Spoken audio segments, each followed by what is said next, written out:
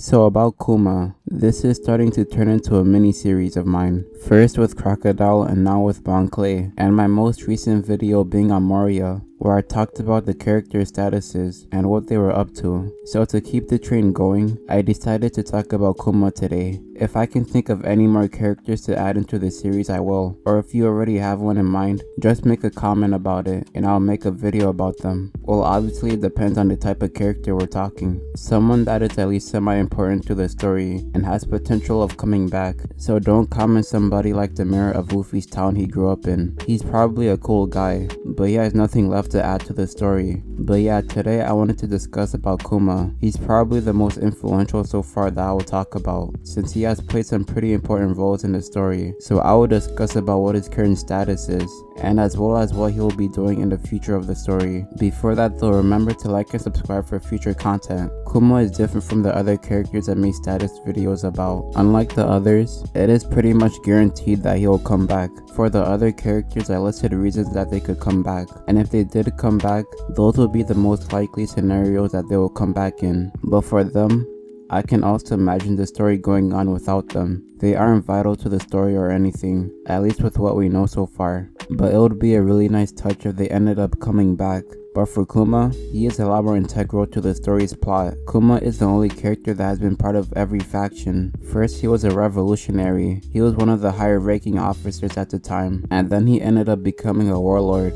The reason he did leave we aren't too sure of. My theory is that Kuma just left the revolutionary army in name only. He became a pirate for a mission or something like that. Basically what Drake did, where he declared himself an enemy to the Marines and ended up being part of the worst generation. But Drake is still a Marine, at least as an underground one. Since he is in the sword organization, he still is in contact with people like Kobe, and probably Sengoku or Garp too. So Kuma was probably assigned a mission that needed him to leave the army to complete it. Sabo seems aware of it too as well. Only the higher ranking members are probably informed about it, because in any other scenario, he would be seen as a traitor. But when Sabo saw Kuma at Reverie, he felt bad and angry for how Kuma was treated. So he is 9 times out of 10 still affiliated with the revolutionaries. But besides being a revolutionary and a pirate, he was also a marine. Well, he was kind of forced into this one, since it wasn't under his own will. I mean, it kinda was, but it kinda also wasn't, because he was turned into a cyborg type of thing by Vegapunk, which I assume he volunteered for, where his body and mind got modified to be more and more robotic.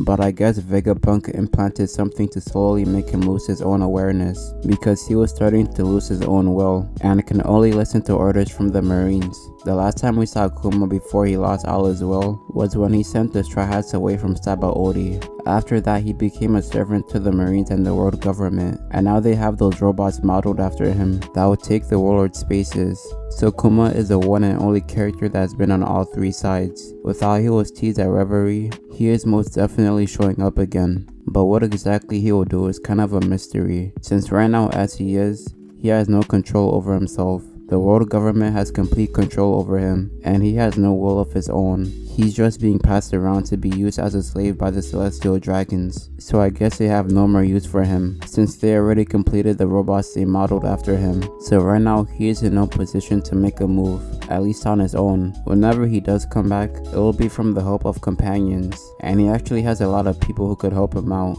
At Reverie, there was already Sabo and the other revolutionaries there, as well as Jewelry Bonnie. Actually, he might even already be out, to be honest, because we still don't know the details of what happened at Reverie. All we know is that Sabo got caught and is in some deep shit right now, but it is definitely possible that Kuma could have gotten rescued in that chaos. Even if Sabo and his crew couldn't have helped him, there was still Jewelry Bonnie, and her presence was completely unknown, judging from the fact that she wasn't mentioned in the newspaper. Well, she might have, but I feel like a character would have mentioned it if she was spotted there. A worst generation being in the heart of the world government while Reverie is still going on is pretty relevant news, so Kuma might already be out of there. If he's able to recover is unknown though. If characters like Limberg or Frankie got a chance to see him, maybe, since I assume he'll need help from like mechanics or engineer type of characters, but it might be too advanced for them since it was made by Vegapunk. But who knows? I just know that in some shape or form, Kuma is definitely returning to the story. That is pretty much all I had to say though. If you enjoyed, like and subscribe for future content. Peace.